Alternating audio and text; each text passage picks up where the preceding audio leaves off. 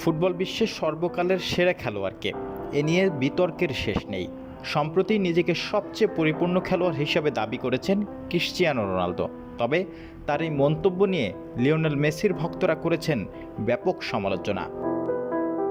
Ángel Di Maria 2024 সালের Copa America জয়ের পর আন্তর্জাতিক ফুটবলকে বিদায় জানায়।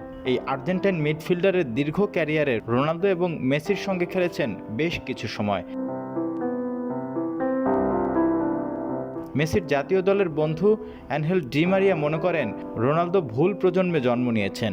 আর্জেন্টিনার সংবাদ মাধ্যম ইনফোবেকে দেয়া এক সাক্ষাৎকারে ডি মারিয়া বলেন, রোনালদোর মন্তব্য নিয়ে আমি অবাক নই। তার সঙ্গে আমি 4 বছর ছিলাম।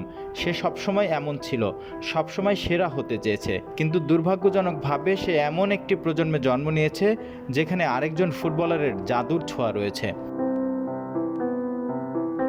ডি মারিয়া পরিসংখ্যানের দিকে নজর দেন। তিনি বলেন, বাস্তবতা হচ্ছে মেসির 8টি ব্যালন ডি'অর রয়েছে আর রোনালদোর 5টি।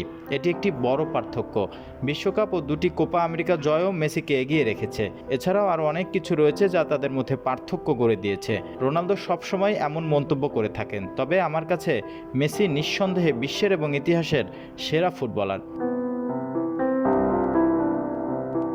2024-এর কোপা আমেরিকা জয়ের পর আন্তর্জাতিক ফুটবল থেকে বিদায় নেন ডি মারিয়া। তবে ক্লাব ফুটবলে এখনও সক্রিয় তিনি।